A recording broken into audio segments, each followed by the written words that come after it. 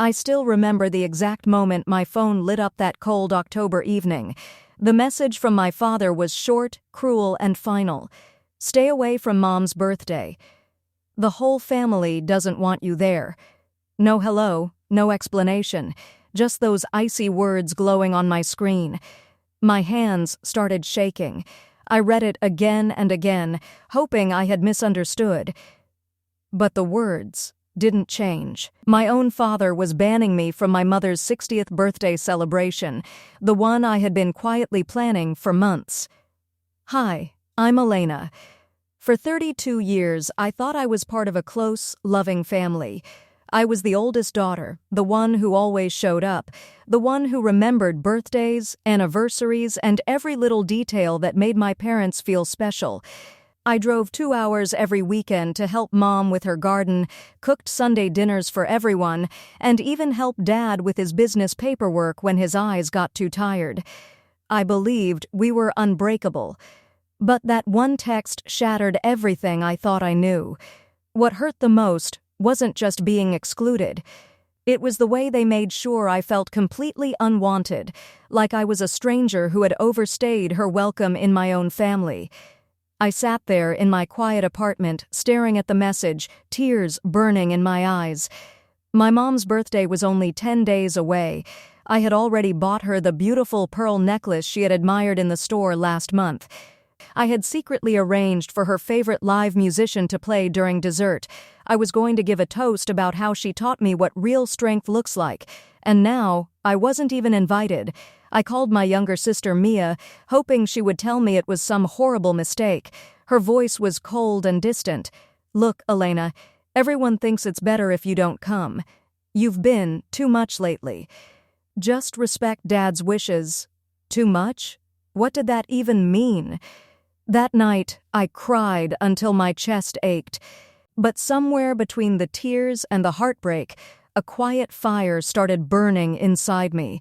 I was done being the daughter who gave everything and received nothing in return. Little did they know, their rejection was about to become the moment everything changed. The days that followed felt like walking through a fog of pain and confusion. I tried to reach out to my mother directly, but every call went to voicemail.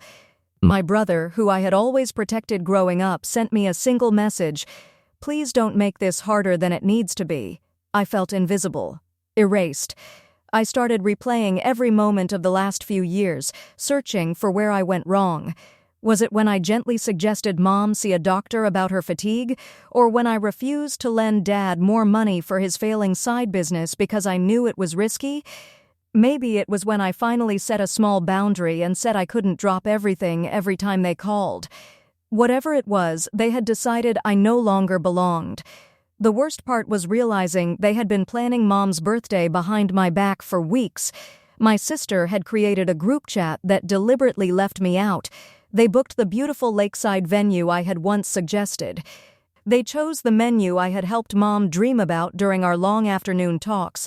They even used the elegant invitation design I had shown my mother months earlier. Everything I had poured my heart into was now happening without me. I felt so betrayed. These were the people who were supposed to love me unconditionally.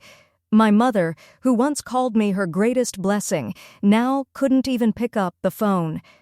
My father, who used to say I was his smart, responsible girl, had written me off with a few cold words. The pain was so deep it felt physical. I couldn't eat.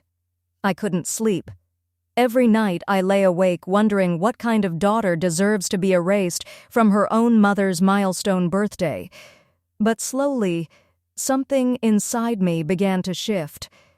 The tears turned into clarity. The heartbreak turned into resolve. I realized I had spent years shrinking myself to keep the peace. I had forgiven their constant little criticisms, their demands on my time, their habit of taking my love for granted. I had been the glue holding everything together while they treated me like I was optional. No more.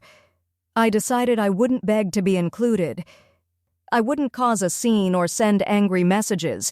Instead, I would show them exactly who I was, not with shouting, but with quiet, undeniable truth. I started gathering everything I had quietly done for the family over the years. The financial help I had given Dad when his business was struggling. The medical appointments I had driven Mom to when no one else had time. The times I had canceled my own plans to babysit my nieces and nephews so my siblings could have date nights. The emotional support I had given everyone during tough times. I had records, messages, even bank statements. Not because I ever planned to use them, but because deep down I think I always knew one day I might need to remind them. As the birthday date grew closer, I stopped crying and started planning. Not revenge in the loud, angry way people imagine, but justice. The kind that exposes the truth without me having to raise my voice. I reached out to a few close family friends, people who had known me since I was a little girl. I didn't badmouth anyone. I simply shared how hurt I was and asked if they knew what was really going on. Their responses shocked me. Many of them had noticed how my parents and siblings had slowly pushed me aside over the past year. Some even admitted they had been told not to mention my name around my mother. The picture became painfully clear. I had become the family scapegoat, the one they blamed when things felt stressful, the one they excluded when they wanted to feel united against someone. By the night before the birthday, I wasn't broken anymore. I was calm. Focused. Ready. I looked at myself in the mirror and whispered, "They don't get to decide your worth anymore." On the day of Mom's birthday, I didn't show up at the lakeside venue like they feared. I didn't call or text. I simply let the silence speak for itself. Instead, I did something far more powerful. That afternoon, I sent a carefully written letter to every single person attending the party. My parents, siblings, aunts, uncles, and close family friends. It was delivered by courier right as the celebration was beginning, in elegant cream envelopes with my mother's name beautifully handwritten on the front. Inside wasn't anger. It was truth. I wrote about how much I loved my mother and how proud I was of the woman she had raised me to be. I listed, without bitterness, all the ways I had quietly supported the family for years, not to boast, but to show the love they had chosen to ignore. I shared how deeply their rejection had hurt me, especially on such a special day. And I gently asked them to reflect on why it had become so easy to cast me aside. At the very end, I added a short note. "I won't be there today because I was asked not to come. But my love for Mom is still here. I hope this birthday reminds you what family truly means." I also included printed photos, beautiful memories of me with Mom through the years, us laughing in the garden, me helping her blow out candles on past birthdays, us hugging after she recovered from her surgery, moments they had all conveniently forgotten. The impact was immediate and silent. According to what I later heard, the party grew strangely quiet when the envelopes arrived. My mother opened hers and started crying. My father looked pale as he read the words. My sister tried to downplay it, but the damage was done. The joyful celebration they had planned turned into an uncomfortable gathering filled with awkward conversations and guilty glances. Several relatives later told me they left early feeling unsettled. One aunt called me that evening, her voice shaking, saying she had no idea how much I had been carrying alone. Even my brother sent a short message, "We need to talk." They regretted it, deeply. Mom reached out 2 days later. Her voice was small and broken as she apologized through tears.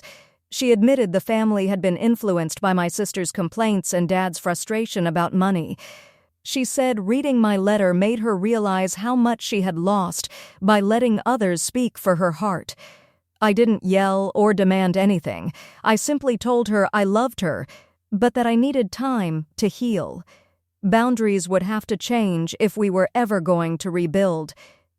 In the weeks that followed, the family dynamic slowly began to shift. Not because I forced it, but because the truth had been laid bare under the light. Some relationships mended gently, others stayed distant, and that was okay too. I learned that real strength isn't in screaming for justice. It's in refusing to disappear when people try to erase you. It's in speaking your truth with dignity and letting the consequences speak for themselves. Today, I celebrate my own life louder than ever. I still love my family, but I no longer tie my worth to their approval. And every time I remember that cold text from my father, I smile softly, because their attempt to push me away became the very thing that set me free. If you've ever been made to feel unwanted by the people who should love you most, remember this: your value was never theirs to take away. Sometimes the most powerful revenge isn't loud, it's simply refusing to stay small. Thank you for listening to my story. If it touched your heart, please share it with someone who needs to hear they're not alone. And remember, your voice matters, even when they try to silence it. Until next time, take care of your heart.